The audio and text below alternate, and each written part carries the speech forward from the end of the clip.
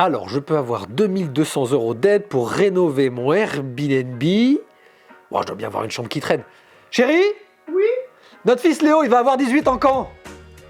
dans 67 jours. Ok, donc dans 67 jours, je peux poser mes panneaux solaires.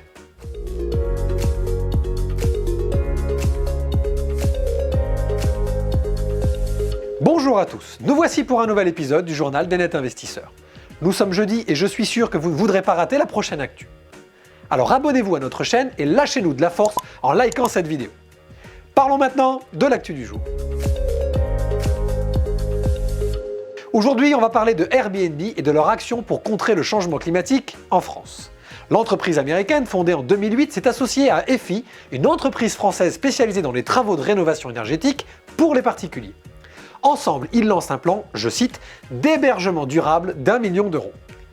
Salué par Agnès Pannier-Runacher, ministre de la Transition énergétique, cet engagement permettrait à chaque hôte Airbnb de disposer d'une aide allant de 1 000 à 2 200 € pour réaliser des travaux de rénovation, l'installation de pompes à chaleur ou encore de panneaux photovoltaïques. L'objectif est bien sûr de réduire les émissions de carbone tout en réalisant des économies sur vos factures d'énergie. Merci l'inflation. Et de participer ainsi à la lutte contre le réchauffement climatique. Maintenant, 2 200 € au grand max, je doute pour certains logements que cela suffise.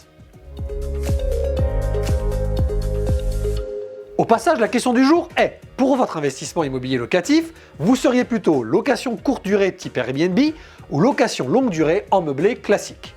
À vos réponses.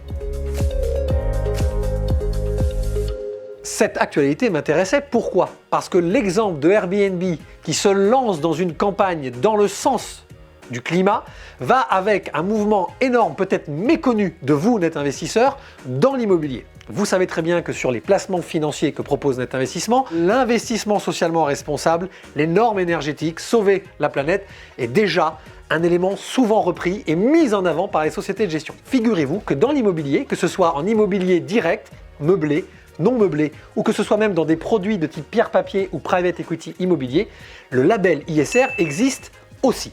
En tant qu'investisseur, vous devez vous poser la question suivante. Si vous ne le savez pas, vous allez vite le savoir et je vous l'explique aujourd'hui rapidement.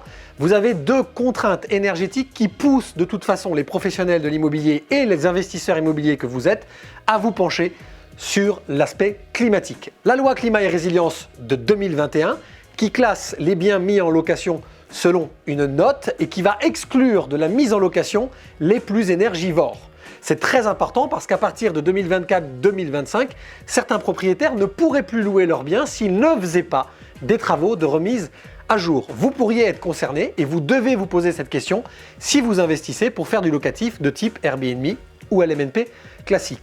Et l'autre concerne les investisseurs et les produits dans l'immobilier neuf, la fameuse RE 2020 qui remplace la RT 2012 et qui va imposer de lourdes contraintes aux promoteurs immobiliers pour créer le nouvel immobilier de demain qui sera complètement fermé d'un point de vue thermique, énergétique et phonique. Une chose est sûre pour votre investissement, que ce soit dans le neuf avec des incitations que l'on connaît bien de type dispositif Pinel ou que ce soit dans l'ancien avec des travaux de réhabilitation avec des aides de type Prime Rénov', aujourd'hui vous avez en France la possibilité, vous investisseurs, de vous faire aider pour passer cette transition climatique.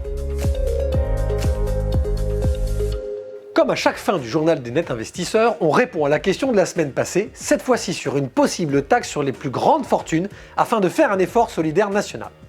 La question était, d'après vous, une telle mesure en France serait-elle judicieuse? Vous avez été une grande majorité à répondre oui. Voici mon avis sur une taxe qui serait semblable en France. Attention, le sujet est sensible, je vous donne mon avis.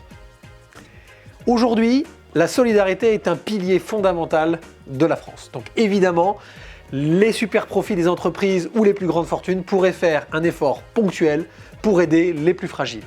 Le seul problème, c'est qu'en France, à chaque fois qu'on a mis une taxe ponctuelle sur les grandes fortunes, sur les super profits, etc., souvent elle a été gravée dans le marbre et elle a des effets secondaires à long terme négatifs. Donc soyons prudents. Merci à tous de suivre toutes les semaines ces nouvelles vidéos. On se retrouve mardi prochain, même jour, même heure, même pomme. Oh, du Bruel maintenant. Oh, tu vas pas chanter quand même. Bonne fin de semaine. Nani, nanani.